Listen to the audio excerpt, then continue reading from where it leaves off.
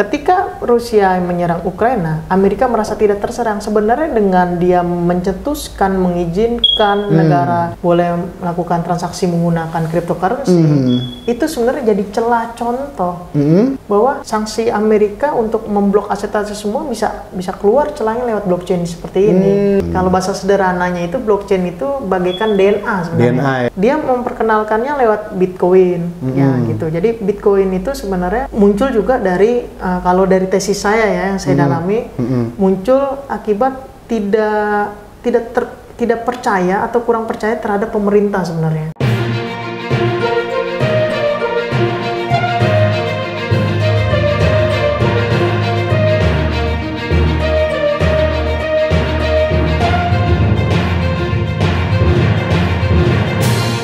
Halo, gimana kabar lo hari ini? Jangan lupa untuk selalu menjaga kesehatan dan mematuhi protokol kesehatan. Gua Andre Prianto seneng bisa jumpa lagi di channel Pressroom TV, satu-satunya channel yang membahas soal safety and security, soal keselamatan dan keamanan di Indonesia. Terima kasih buat lo yang udah mendukung channel ini. Kita hari ini agendanya akan ngebahas tentang mata uang kripto yang lagi rame. Kenapa? Karena sejak meletus perang di Rusia dan Ukraina, belum lama ini mata uang kripto atau cryptocurrency kembali ramai diperbincangkan di media. Sebagaimana dikutip dari banyak media, konon Rusia beralih ke mata uang kripto guna menghindari sanksi ekonomi global atau dari negara-negara barat yang anti terhadap serangan Rusia ke Ukraina. Apa sih sebenarnya yang dimaksud dengan uang kripto? Apa kaitannya dengan blockchain, lalu ransomware, lalu pencurian data pribadi dan pengaruhnya terhadap hegemoni Amerika Serikat di tingkat global? Benarkah mata uang digital bisa menggantikan mata uang dolar? Nah, udah bareng gue di sini ada Septia Zulputra, Direktur Riset Makara Strategic Insight atau MSc Research dan alumni Sekolah Kajian Strategik dan Global Universitas Indonesia. Nah, kebetulan bidang kajiannya selain terkait dengan forex, robot forex dan mata uang digital ya. Juga sempat menulis tesis pada tahun berapa tuh? 5 tahun yang lalu lah kira-kira ya. 5 tahun yang lalu. Nah, terkait dengan Bitcoin yang kesimpulannya setiap ada ransomware atau serangan virus, demand atau permintaan terhadap Bitcoin meningkat. Nah, sebelum kita mulai, kita intro dulu.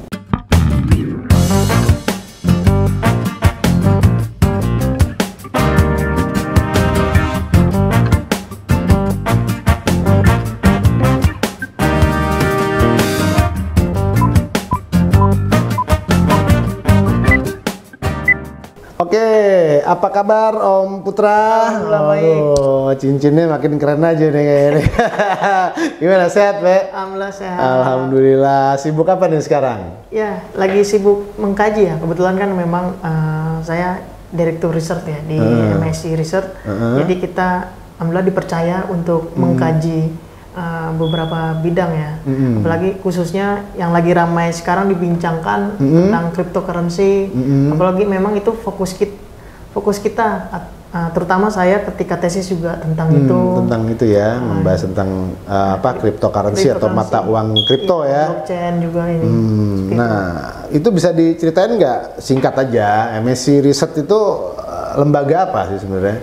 Jadi MSc Research itu lembaga kajian di mana kita ini mengkaji secara global, strategik dan global, dan itu kita diinisiasi oleh mahasiswa-mahasiswa kajian strategik itu. Mahasiswa aja atau ada alumni juga? Ada beberapa kita alumni, terus ada pembina ini gitu ya.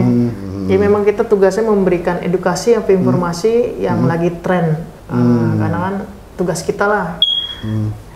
untuk memberikan informasi yang benar terhadap masyarakat sekitar. Ya, memberikan kajian terhadap informasi yang beredar luas ya. Nah, kenapa tertarik dengan isu forex? Terus kan waktu itu kan juga sempat saya dengar ke robot forex juga, lalu ke mata uang digital ya atau cryptocurrency itu gimana tuh ceritanya? Kenapa tertarik di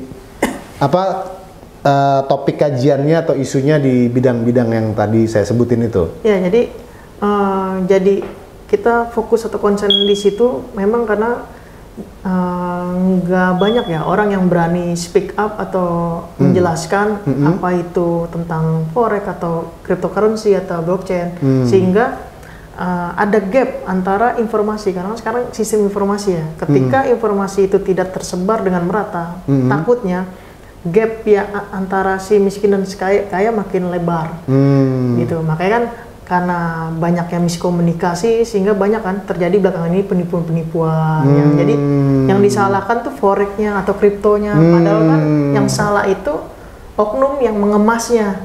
Jadi itu yang harus diantisipasi karena dunia udah menuju arah blockchain itu. Kalau kita resisten terhadap itu, kita bahaya sekali gitu. Nah, tadi kan lo udah ngomong nih soal Bitcoin, terus tadi forex dan segala macam. Bisa nggak dijelasin tuh tentang mata uang yang kripto itu apa sih? Bitcoin itu apa? Blockchain itu apa?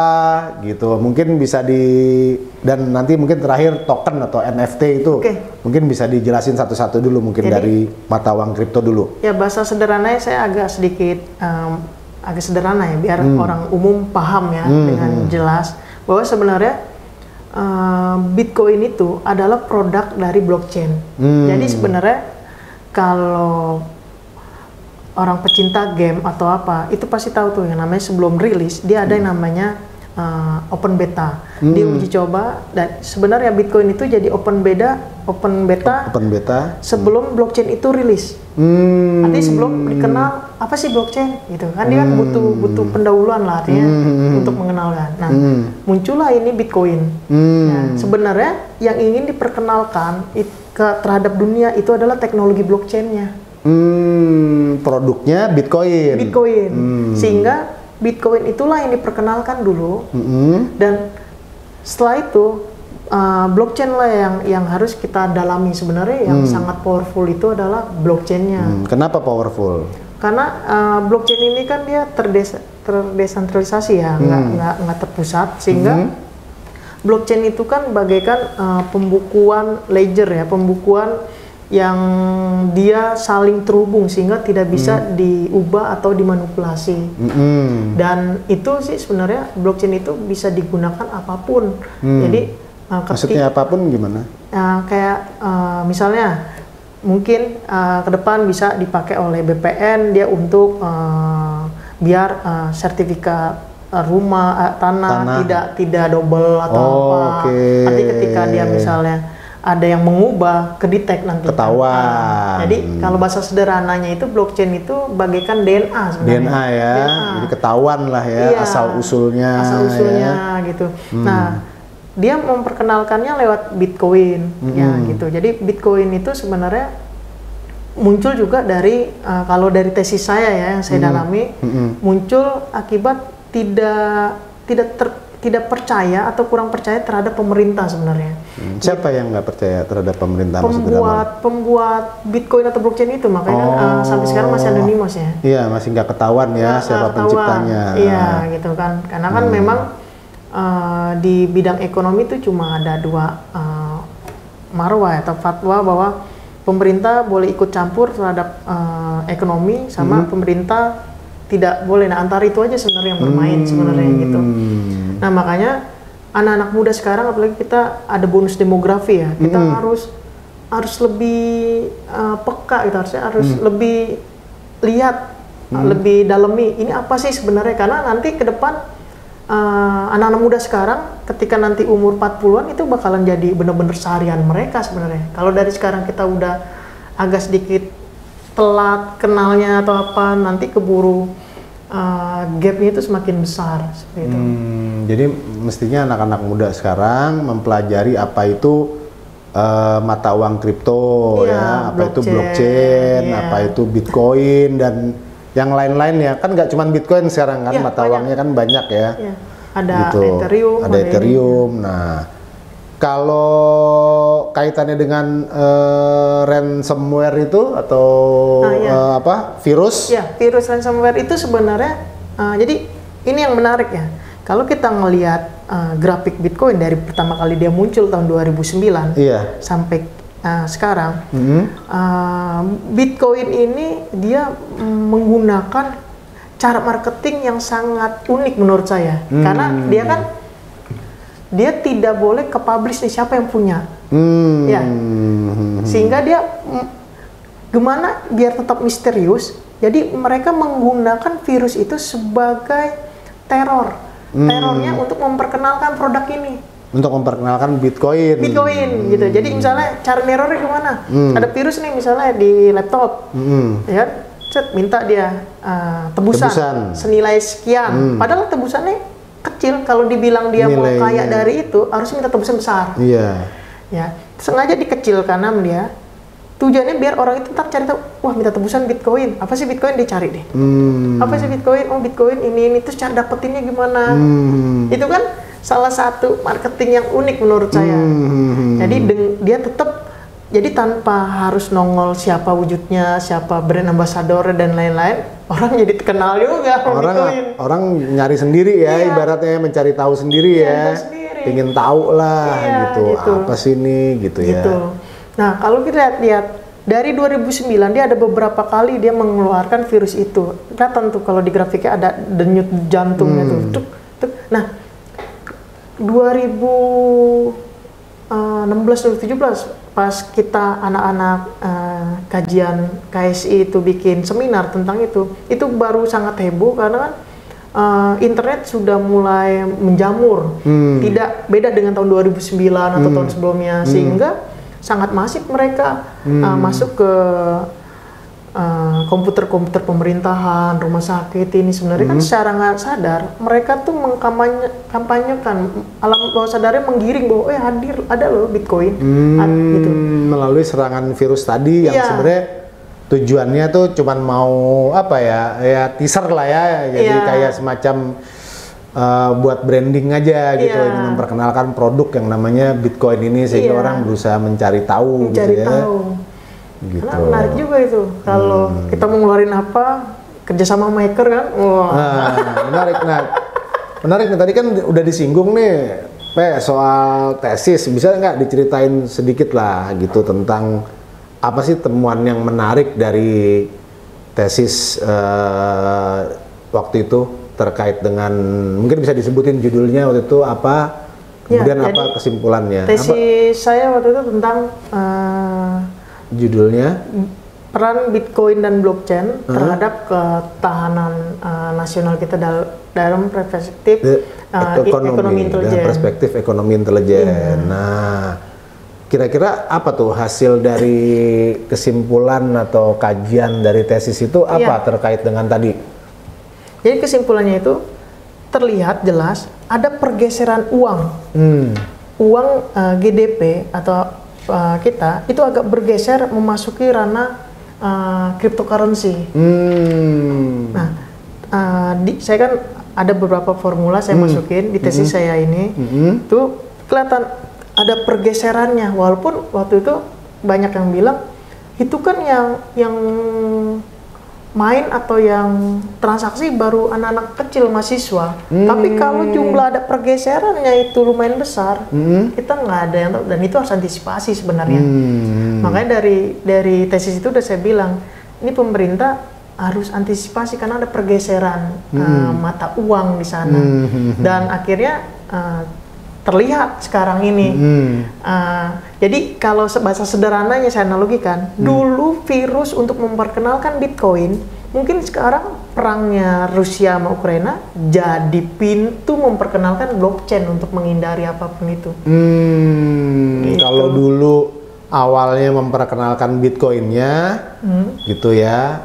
Sekarang dengan adanya perang di Ukraina gitu, antara Rusia gitu dengan Ukraina. Nah, itu untuk pintu masuk untuk memperkenalkan blockchain. Iya, itu yang saya bilang. Jadi ternyata di tesis saya kan saya bilang tadi bentuk saya kan pakai teori pembangunan ya, di mana ada pemerintah, rakyat, dan market. Dan ternyata bisa jadi blockchain itu adalah pintu agar tidak siapapun tidak bisa intervensi kita untuk transaksi apapun di sana. Seperti itu. Karena kan selama ini ketika kita mau transaksi ke luar negeri, itu kan uang harus lewat ke Amerika dulu baru ke negara yang dituju. Jadi kayak ada kontrol gitu. Ada kontrol, Amerika mengontrol ya, sebagai mungkin dia sebagai polisi dunia atau apa mengontrol. Hegemoni ya. Ya, hegemoni Amerika seperti itu. Jadi dengan adanya blockchain, apalagi kita lihat perilaku Rusia tetap pede, dia tetap walaupun sudah dibekukan beberapa asetnya mencapai $1 triliun bank-bank ini, dan dia tetap melakukan seperti itu. Oh, artinya tetap tetap survive lah, nggak takut lah ya, tetap melakukan serangan lah ya. Tapi kalau kita lihat dari sisi kajian intelijen, nanti ada apa nih? Kenapa orang kan kalau ibaratnya kita kan di bidang kayak misalnya mau penggalangan atau apa kan, uang itu sebenarnya nomor satu kan. Ketika aset itu udah dibekukan dan dia masih melakukan, berarti kan dia masih bisa survive. Ada. Kalau saya lihat ada hidden agenda di balik itu semua. Hidden agenda. Gitu. Iya. Nah, jadi emang lucu sih di kasus ini, memang di satu sisi Ukraina dapat bantuan dalam bentuk Bitcoin, Rusia sendiri juga memakai mata uang digital untuk menghindari sanksi ekonomi yang dipimpin oleh Amerika dan negara-negara sekutunya dalam hal ini NATO gitu. Jadi bisa jadi ini analisamu adalah bahwa ini adalah upaya untuk memperkenalkan blockchain.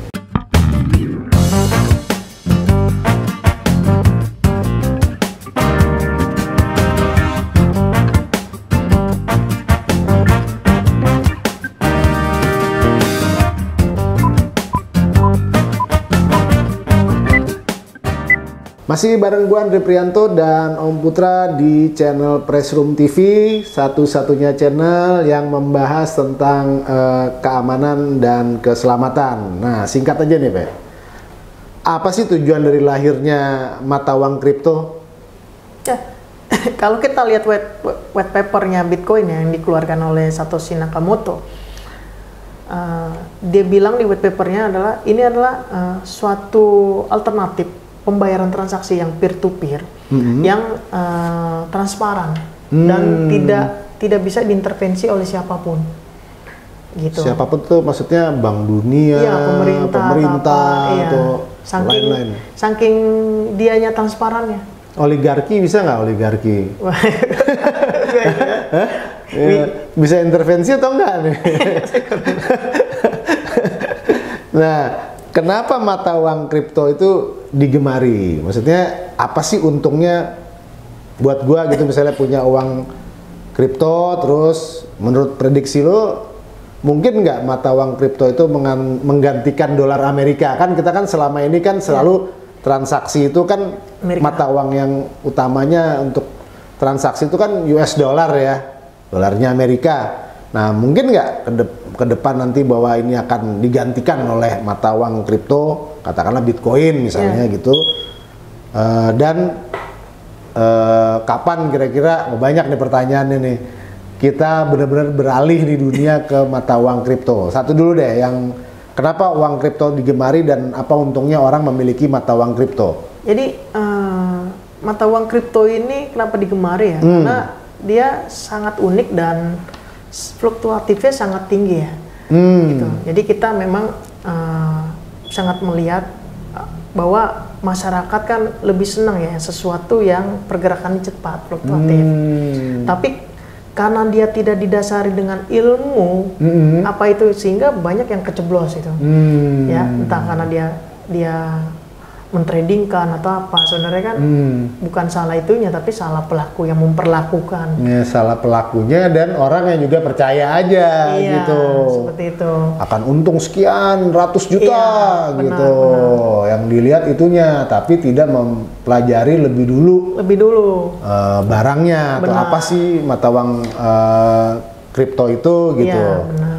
Nah, untungnya apa nih? Kalau yang normal gitu, katakanlah misalnya kita udah paham, udah tahu, terus kita punya uang kripto, kan apa keuntungannya? Ya, jadi keuntungannya itu sebenarnya kan Bitcoin ini atau koin ini kan ini sebenarnya ya kalau menurut pandangan saya, kan ada yang namanya teori sistem, semua itu kan berevolusi ya, semua bisnis. Contoh bisnis tadi ojek pangkalan jadi ada ojek online ini. Nah, ini sebenarnya koin ini revolusi dari mana sebenarnya? Pertanyaannya itu kan. Sebenarnya koin ini adalah revolusi dari kita biasa bermain saham. Dia misalnya biasa IPO, tiba-tiba ini koin adalah ICO.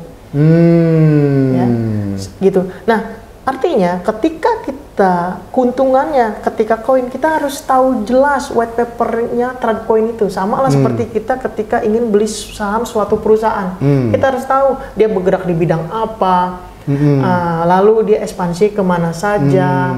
Nah, kira-kira produk dia pangsa marketnya siapa saja. White paper ini, sorry gue potong. White paper itu artinya reason to buy ya. Alasan kenapa kita membeli atau memiliki produk itu, gitu nggak kira-kira? Iya, jadi suatu koin itu dia ada white paper kayak perjalanan visi misi. Misalnya dia menuliskan tuh, misalnya ketika dia offering ke luar, dia kan dapat dana tuh karena dia menjual koinnya. Misalnya dia offering berapa koin, di harga berapa, dapat dana kan. Nah, dana itu nanti di white paper dijelaskan, misalnya 20% gue buat ekspansi ke sini, berapa persen buat ke sini. Nanti ada tuh perjalanan-perjalanan. Jadi kita dari white paper itu kita jelas, oh ini koin nanti digunain ini. Nanti kita bisa menganalisa bahwa, oh bagus nih. Dan kalau menurut kita ke depan nanti memang ada situ, ya kita keep. Kita koleksi. Sama lah seperti saham, oh ini lagi bagus nih, ya kita koleksi. Saham blue chip nih, ya, misalnya bagus. Blue chip atau apa gitu. Seperti itu. Iya, Ini sebenarnya ini hanya revolusi seperti itu. Dan harus dalam ini kan enggak kayak yang token banyak beredar sekarang ya, siapapun sebenarnya bisa keluar token. Sama lah siapapun bisa misalnya di IPO perusahaan, tapi kan nggak tahu manajemennya bagus atau enggak. Orang tiba-tiba ntar nyungsep jadi saham gocap, saham ya. Kalau di koin kan bisa dia nyungsep juga, gitu. Artinya itu yang harus jangan wah dia ICO beli ini, kita harus tahu dulu white papernya. White papernya harus tahu dulu, jangan main asal sembarangan beli ya, istilahnya dipelajari dulu ya, white paper ya, atau visi misinya ya, gitu. Nah, kaitannya dengan Amerika tadi, hegemoni Amerika gitu misalnya, kan mungkin nggak nanti kripto itu kan udah ada tuh Rusia pakai itu, mungkin nggak nanti bahwa itu akan menggantikan katakanlah dolar Amerika? Kalau menurut prediksi saya ada kemungkinan nanti jadi gini, bisa dikatakan nanti tuh blockchain atau Bitcoin itu jadi pemersatu dunia. Jadi nggak ada yang benar-benar terlalu powerful di bidang ekonomi atau uang yang untuk ngecek. Jadi bisa jadi kalau ketika ini dipakai bersama, dia sangat jadi membuat sama rata semua dunia kan ibaratnya. Kalau misalnya sebenarnya sih kalau bisa dibilang hampir sama yang kayak kita diajarkan kalau di Islam Muslim harus pakai emas. Itu kan emas tidak identik dengan suatu bangsa atau kaum manapun. Ya kan? Artinya kalau memang itu koinnya naik, ya semua merasakan. Gitu kan. Kalau mata uang kan dolar naik, rupiah belum tentu naik juga nih. Iya benar-benar. Biasanya kalau dolar naik sih rupiah turun. Iya biasanya. Kalau rupiah naik, dolar nggak turun-turun. Nah, ya. itu Bisa gitu. Iya, oh gitu ya. Jadi artinya menciptakan keseimbangan ya. Jadi semua tuh bisa merasakan. Bisa merasakan. Kalau saya lihat sih itu Bitcoin itu menjadi saturasi ya, kedamaian. Ya, kedamaian dunia jadinya. Seperti itu. Nggak ada yang rebutan lagi kurs ya, lebih tinggi ya. Gitu. Nah, kalau dari tadi keyakinan tadi, kira-kira prediksinya apalagi dengan kondisi sekarang ya kan, di mana orang ini lebih banyak transaksi kan sekarang melalui digital ya, gitu kan, udah nggak cash lagi, jarang maksudnya fisik ya, datang kemudian bayar. Sekarang rata-rata online, bahkan belanja aja online kan. Benar. Nah, kira-kira kapan tuh prediksinya bahwa dunia akan benar-benar beralih ke kripto? Ya, gitu. kalau saya prediksi sih bisa jadi dalam waktu dekat ya, bisa 5 tahun sampai dalam 10 tahun ini. Oh ya? Iya, karena Kenapa tuh? saya lihat kayak tadi saya dapat info Amerika nih baru ngeluarin dia nanti ada namanya coba saya lihat tadi ada The Fed mau ngeluarin dia suatu kayak kripto ini, artinya dia mata uang kripto. kayak Amerika udah mulai antisipasi nih biar jadi semua itu di bawah naungan The Fed lagi nanti. Kalau yang tadi saya dapat Di bawah info, naungan Bank Federal lagi. iya, jadi katanya dia udah mulai memprediksi tuh, Biden udah tantangan eksekusi order untuk regulasi kripto. Next ada mungkin The Fed kripto atau apa gitu kan. Nah, ini menarik nih, soalnya tadi kan barusan dibahas sih tentang perintah eksekutif ya. Ini kan Presiden Amerika kan Joe Biden kan mengeluarkan perintah eksekutif. Tadi kan sebagai yang udah disebut sama barusan ini adalah mengarahkan Departemen Kehakiman, Departemen Keuangan dan lembaga lainnya untuk mempelajari konsekuensi hukum dan ekonomi dari pembuatan mata uang kripto atau mata yang nantinya akan ada di bawah Bank Sentral Amerika ya. Nah, konon ini gara-gara dia itu tadi gara-gara Rusia kan, dia mulai mikir gitu loh, karena Rusia sudah memakai mata uang kripto gitu. Nah, kalau menurut bacaan sebagai seorang ini yang mengamati tentang mata uang kripto, gimana nih bacaannya, gimana Pak? Ya, itu langkah bagus ya yang dilakukan Amerika. Memang yang saya khawatirkan ketika paling sangat ampuh itu kan menyerang lain tapi tidak menyerang musuhnya. Kan kita semua tahu ya, Rusia sama Amerika agak bertolak belakang. Kita paham itu, dia ada faksi blok berbeda. Nah, ketika Rusia menyerang Ukraina, Amerika merasa tidak terserang. Sebenarnya dengan dia mencetuskan, mengizinkan negaranya boleh melakukan transaksi menggunakan cryptocurrency, itu sebenarnya jadi celah contoh untuk bahwa ternyata sanksi Amerika untuk memblok aset-aset semua bisa keluar celahnya lewat blockchain seperti ini. Mungkin itu kekhawatiran Amerika ketika memang itu yang tadi saya bilang, ketika semua negara nanti mengikuti jejak itu, Amerika dia harus mengambil keputusan yang lagi biar bagaimana dia tetap berperan aktif untuk mengatur. Mungkin memang harus ada polisi dunia juga kali biar terjaga nih, harus keuangan gimana seperti itu. Iya, soalnya memang ada kekhawatiran nih bahwa Cina dan negara-negara lain akan menciptakan ekonomi mereka sendiri karena itu tadi kan mereka punya mata uang kripto kan gitu. Kayak Iran juga kan kemarin dalam pertemuan juga belum lama juga menyerukan supaya umat Islam punya mata uang muslim gitu, mata uang kripto tapi muslim gitu, karena mereka alasannya untuk menentang hegemoni ekonomi Amerika lah gitu di dunia. Nah, bahkan Cina nih sejak 2015 nih sama Amerika balapan untuk bikin mata uang kripto, walaupun pada akhirnya yang paling banyak patennya untuk mata uang kripto itu Amerika gitu. Nah, dengan kondisi ini apa bisa dibilang bahwa kehadiran mata uang digital atau mata uang kripto ini merupakan medan tempur baru perekonomian dunia? Iya, saya lihat itu memang menarik ya. Jadi memang sekarang tuh kita lebih perangnya tuh ke medan ekonomi digital currency ya, karena ketika mata uang mereka aslinya diblok, mereka berlomba-lomba dengan menghadirkan mata uang yang berteknologi blockchain itu. Artinya sukses pembuat Bitcoin dan blockchain ini sebenarnya sukses untuk memperkenalkan teknologi blockchainnya. Yang tadinya dia hanya memperkenalkan Bitcoinnya, sekarang dunia sudah mulai melihat bahwa oh ternyata canggih juga ini blockchain itu. Nah dia jadi suatu underline basic untuk pembuatan ekonomi mereka. Seperti itu, apalagi semenjak muncul NFT itu sangat terlihat jelas bahwa blockchain ini sudah memulai mengeluarkan produk yang sedikit powerful, saya bilang, karena gini, ketika blockchain ini mengeluarkan Bitcoin dan lain-lain, terus semua orang kan bikin token ya. Ketika orang-orang bikin token, saya terus terang nggak begitu tertarik karena kenapa? Karena token itu kalau dia mau bertahan dan mau berkembang maju, dia harus ada ekosistemnya. Misalnya? Misalnya contoh ya, misalnya gini, apa yang membuat token itu dibutuhkan? Berarti kan dia harus butuh ekosistem.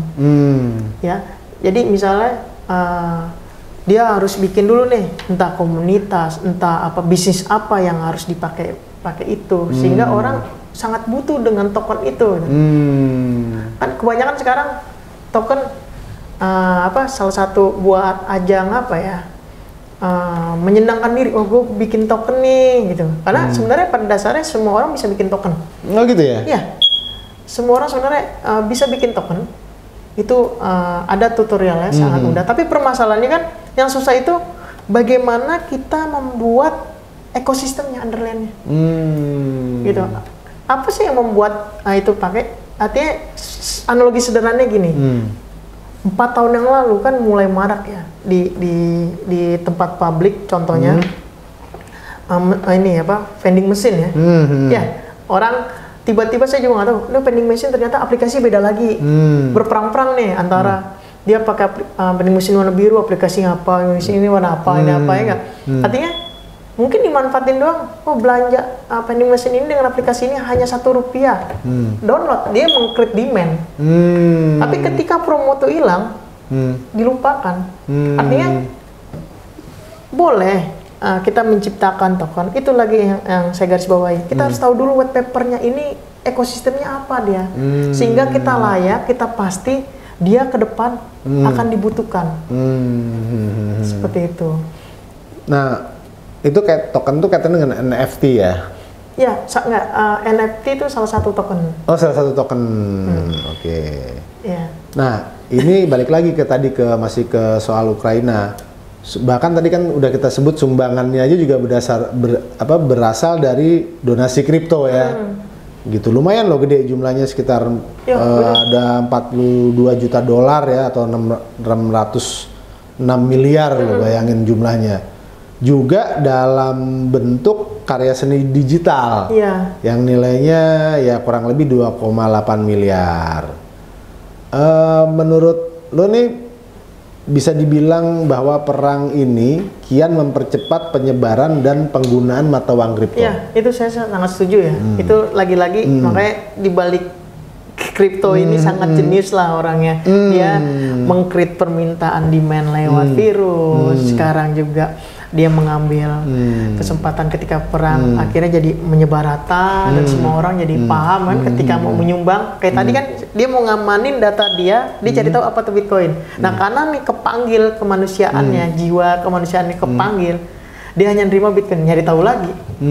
Ya, orang-orang yang tadinya antipati, yang nggak mau tahu tentang, karena kemanusiaan itu kan ketika kepanggil dia akan nyari tahu, dia akan nyumbang dan artinya jadi semua lini akan melek nanti, akan kehadiran mereka gitu, Bitcoin atau blockchain ini.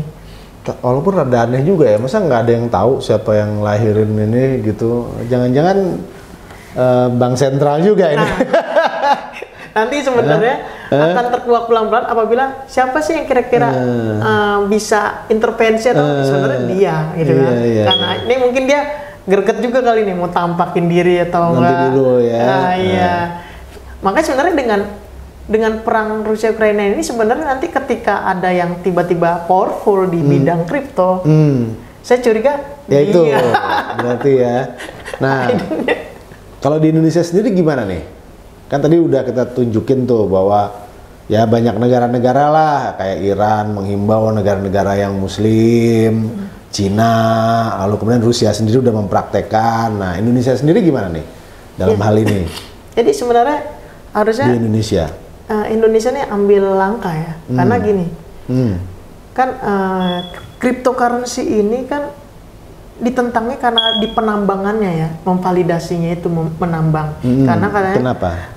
ketika melakukan penambangan itu butuh energi yang sangat besar. Jadi Maksudnya energi yang sangat besar tuh gimana? Bisa diceritain nggak nih? jadi kan, biar yang bukan penambang tahu. Oke, jadi sebenarnya nambang itu kan Nambang itu istilah.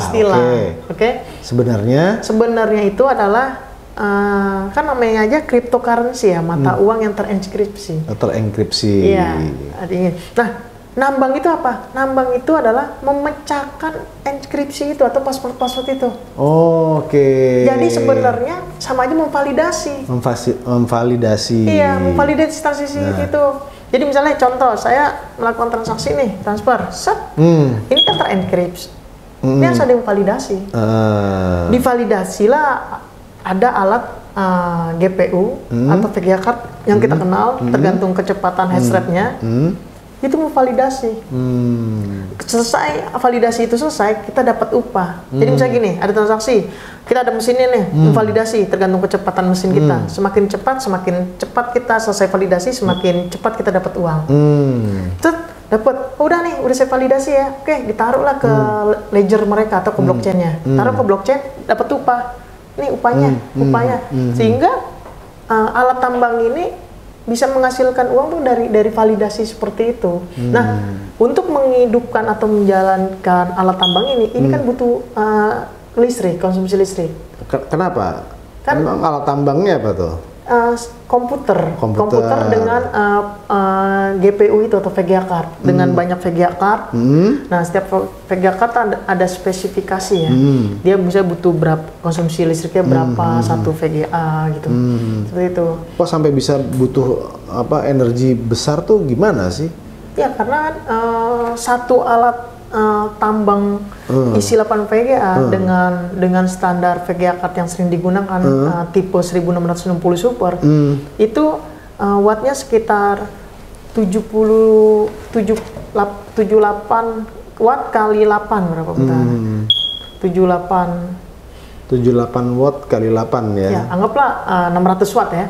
Butuh 600 watt. Coba bayangkan sekarang orang banyak menambang bekas gudang apa di Gani Altambang. Bekas gudang gimana? Ya misalnya dia punya ruko kosong atau gudang kosong, biar produktif dijadiin tempat tambang sama dia. Jadi kan dia narik listriknya dari PLN tuh sangat besar-besar. Oh gitu. Dan itulah yang ditentang oleh para komunitas lingkungan hidup karena energi yang dibutuhkan sangat besar untuk validasi. Nah, saran saya sebenarnya karena Indonesia ini ada di garis khatulistiwa, harusnya kita bisa memanfaatkan energi pembaruan ya. Jadi kita cocok itu, benar tuh. Iya, gitu. Karena artinya gini, Rusia aja yang bukan di garis khatulistiwa ya, dekat kutub ya.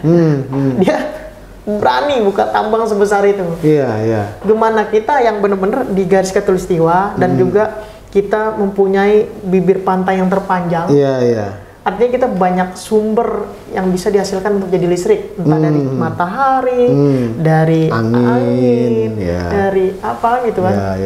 Gitu artinya saya yakin ketika panel surya itu harganya nanti bisa efektif, efisien, Indonesia ini benar-benar akan jadi maju. Negara maju. Iya, kita tinggal nyiapin itu aja, tetap aja kita alami, terus panel surya tapi di mana-mana, jadi benar-benar go green kita. Cocok tuh, benar tuh, benar. Kan tidak apa? Pasti terjadi juga nanti ketika negara-negara tetangga butuh energi kan, kayak taktik Rusia menyalurkan migas ke semua Uni Eropa kan, itu kan artinya karena ada kebutuhan itu juga, jadi Rusia powerful. Bisa jadi nanti Rusia jadi apa? Indonesia jadi powerful ketika negara-negara lain butuh energi, lalu kita tetap menjaga kealamian kita, yang manfaatin garis bibir pantai kita yang panjang ini dengan kita manfaatin kita ada di Khatulistiwa itu kan anugerah ya. Kita nggak bisa milih nih negara kita, pindah dong ke Khatulistiwa, nggak bisa kan? Ini udah anugerah kita ada di garis Khatulistiwa. Artinya kita bisa manfaatin itu. Nah masalahnya ini kan dilarang nih, ada fatwanya juga bahwa katanya mata uang kripto itu haram dan bertentangan dengan Undang-Undang Nomor 7 Tahun 2011 dan Peraturan Bank Indonesia Nomor 17 Tahun 2015. Nah gitu. Nah tuh gimana nih? Tapi tapi kok lucunya Iran kan juga Islam. Ya. Itu justru menyarankan memperkuat kerjasama keuangan nih untuk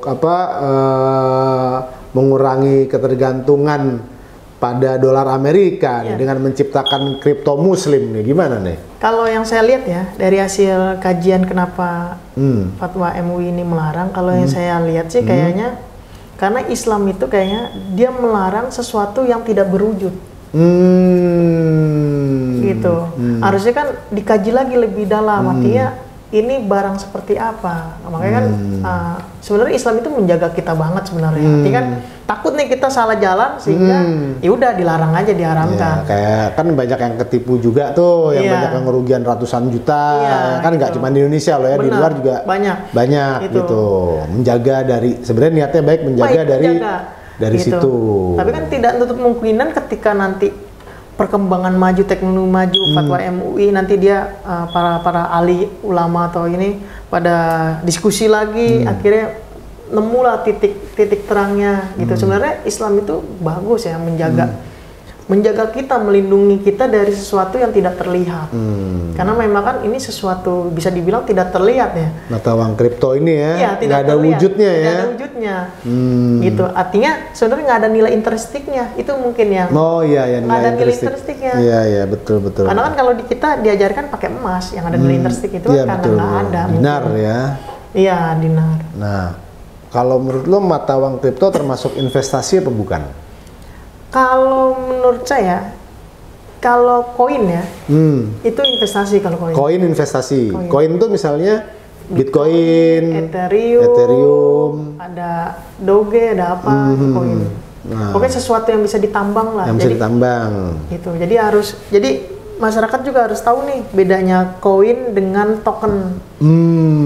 Gitu. Token itu adalah turunan dari koin. Makanya tadi gimana tuh maksudnya turunan dari koin, gimana maksudnya? Ini makanya tadi yang saya bilang tadi bahwa semua orang bisa bikin token. Nanti gini, misalnya saya mau bikin token nih.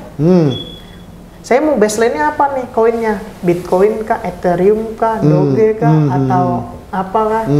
Itu. Nah, saya harus punya koin itu dulu, baru nanti saya bisa ini sebenarnya sebagai jaminan itu. Gitu. Dan balik lagi, kalau kita ngeluarin token ini buat apa gitu kan? Harus jelas ada white papernya. Kalau kita kurang yakin, mendingan kita invest di koinnya aja. Gitu. Nah, menguntungkan nggak kalau invest di koinnya aja? Kalau saya sih lihat, karena banyak yang pada rugi kan, begitu juga banyak yang rugi ratusan juta gitu loh. Kalau yang saya lihat sih banyak ruginya itu bukan di koin tapi di token kalau saya lihat. Oh token ya, iya, bukan koin ya. Lagi ramai kan belakang banyak artis yang ngeluarin token-token ya. Iya. Oh itu token ya. Token itu. Jadi misalnya dia ngeluarin token, baseline-nya apa, dan karena kurang pengetahuan mereka karena mungkin kagum sama orang itu atau apa, beli banyak. Percaya aja ya. Itu harusnya kita itu lihat lagi white papernya gitu. Gitu. Harus kita lihat lagi white papernya. Nah kalau NFT itu juga sama ya bahayanya ya? NFT? Iya. NFT. Kalau NFT itu yang saya lihat sebenarnya tergantung lihat sudut pandang ya. Karena kalau melihat saya itu sangat bahaya. Bahayanya dalam segi apa? Dari penindakan pencucian uang. Oh, oke, pencucian uang ya. Jadi NFT ibaratnya kayak dikasih jalur orang untuk nyuci uang. Jadi kayak ada wadahnya gitu. Karena itu yang saya bilang lagi, semua bisnis sebenarnya hanya berevolusi dia, berpindah. Artinya NFT sebenarnya dari dulu sudah ada. Ya, misalnya kayak orang dari dulu udah ada tuh gimana maksudnya? Kayak misalnya NFT kan sebenarnya suatu token yang unik, dia saking uniknya itu kalau zaman dulu tuh kayak orang koleksi misalnya patung yang hanya atau lukisan atau mobil yang cuma ada berapa di dunia ya kan? Mobil klasik atau mobil yang beberapa dunia ya. Misalnya apalah yang terbatas lah ya kan, itu. Nah dengan hadirnya NFT itu yang tadi saya bilang, NFT ini saya lihat dia adalah produk yang sangat powerful yang dikeluarkan oleh blockchain. NFT. Iya, karena dengan hadirnya NFT ini, yang dulunya orang kepikiran gimana nih gunain blockchain dengan efektif, efisien. Sebenarnya nih blockchain yang efektif, yang kelihatan efektif, efisien itu digunakan di NFT. Kayak misalnya karya seni kita taruh situ sehingga kita tidak takut dipakai sembarangan atau jadi kita nge-tracknya dengan blockchain lebih mudah. Sebenarnya dengan hadirnya NFT ini harusnya pemerintah ngambil langkah mendukung, kan apalagi kita lagi gembor-gembor tentang entah pariwisata, tentang apa. Sebenarnya dengan NFT itu karya seni apapun itu akan ternilai. Jadi kayak fotografer atau apa tinggal di NFT kan, jadi dia karya dia dihargai dan lain-lain seperti itu, atau musik atau apa seperti itu sebenarnya. Nah, tapi kan problemnya masyarakat kita nih pemikirannya sangat amazing ya. Kenapa amazing? Belakangan ini kan ada yang terkenal tuh ya, Gozali Everyday ya. Dia kaya karena jual NFT-nya. Padahal kan itu sesuatu yang unik. Kenapa unik? Jarang loh orang bisa konsisten 5 tahun dia foto setiap hari. Ya, tidak putus-putus. Itu kan sesuatu yang unik.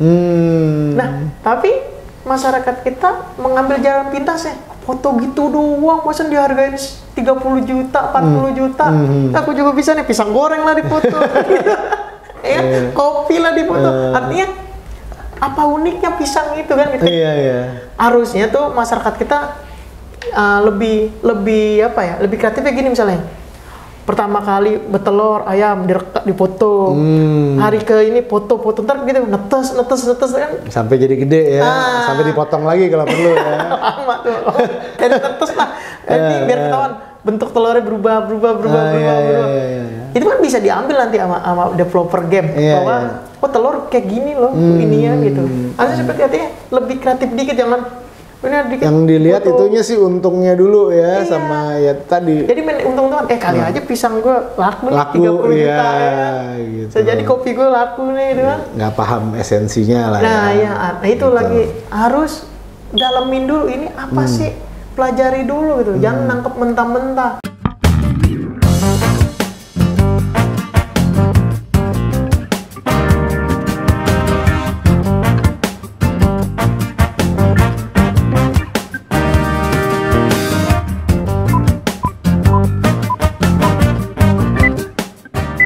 Oke friend, masih bareng gua Andre Prianto dan Om Putra. Kita lanjut ke sesi terakhir. Nah, ini satu pertanyaan aja nih, Pe. Kira-kira ada pesan-pesan atau kiat-kiat ya yang mau lo sampein nih buat temen-temen yang mau investasi gitu di mata uang kripto atau mungkin di NFT gitu loh. Kalau pesan saya ya, harusnya tuh masyarakat tuh cari tahu lagi lebih dalam. Memang ini suatu yang hype ya, yang sangat bagus ya. Jadi jangan mudah tergiur dengan sesuatu yang untung-untung, karena semua usaha atau apa tuh ya. Jadi semua usaha tuh tidak semudah itu gitu. Ya. Kerja keras lah. Ya, gitu. Wah, dipikir uang datang begitu aja, gitu langsung cepet kaya. Yang dilihat kan itunya ya. Benar. Apalagi kan sekarang zamannya teknologi ya, internet sangat mudah. Apa susah sih, searching dulu, baca, dalemin lagi sehari 2 hari atau seminggu buat ngambil keputusan untuk apa seperti itu. Memahami apa itu mata uang kripto. Iya, gitu. Jadi kita juga nggak bisa nyalain orang ya. Kayak apalagi yang lagi rame tuh apa? Inflasi. Iya, inflasi. Inflasi itu apa sebutan itu? Apa tuh? Bukan Flexing. Yang flexing. Bukan yang kenalin influencer apa? Aduh, lupa saya itu. Cari di Google dulu. Bukan yang artinya dia afiliator ya, afiliator. Afiliator. Kita tolong diedit ya. Afiliator. Aduh. Kita ulangi deh. Tapi yang bagus tadi di awal bagus tuh, natural tuh, jangan ini. Nggak apa-apa, keep roll aja. Ya udah nggak apa. Nah, Ya, jadi afiliator. Nah. Ya, jadi artinya apa tuh? bukan kegiatan afiliator yang salah, tapi cara dia memperkenalkan produknya yang salah. Karena kan kita nggak nutup kemungkinan ya, semua bisnis sekarang udah pakai afiliator ya. Ya. Afiliator itu artinya yang sebenarnya kayak menghubungkan gitu ya. Pihak apa ketiga gitu ya? Iya, ibaratnya kayak penemu lah, kayak broker atau yang memperkenalkan lah. Jadi ini ada penghubung. Oh, ini ada ini. Jadi orang tahu kan sekarang semua marketing kan pakai afiliator sekarang, artinya kayak dikasih kode tersendiri dia untuk ini. Sebenarnya bukan afiliator yang salah, tapi cara penyampaian dia mungkin karena dia ngeliat masyarakat muda dengan yang bling-bling atau flexing, jadi pakai cara seperti itu orang terjebak gitu. Beli produk ini dapat Ferrari dalam 3 hari misalnya gitu ya. Iya. Gitu. Karena harusnya kan nggak semudah itu, nggak semudah itu, gitu.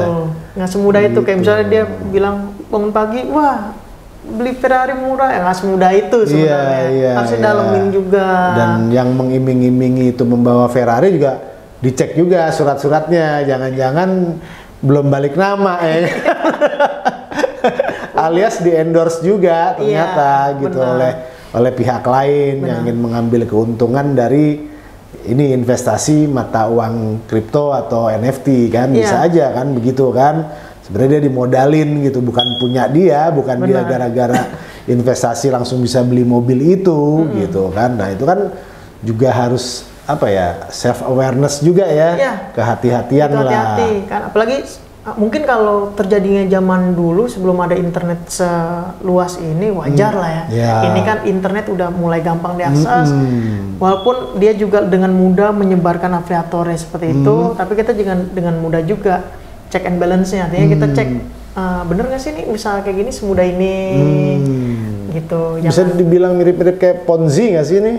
Yang apa? Ya investasi di mata uang kripto atau jadi NFT. Ada beberapa yang memperlakukan bisnis ini Ponzi gitu. Jadi sebenarnya bukan bisnis yang salah, orang yang memperlakukannya itu oknumnya, ada oknum. Jadi oknum-oknumnya yang nakal sebenarnya, yang membuat bisnis ini yang tadinya tidak ibaratnya emang kasat mata lah ya, karena sering ketipu jadi makin orang blacklist saya dengan bisnis itu. Sebenarnya kan bukan salah bisnisnya, gitu. Salah lo nggak belajar gitu kan sebenarnya. Ibaratnya kalau saya analogikan sederhananya seperti ini, sebenarnya bisnis keuangan digital ini tuh bagaikan kita punya mobil Ferrari, tergantung kita memperlakukan mobil Ferrari ini.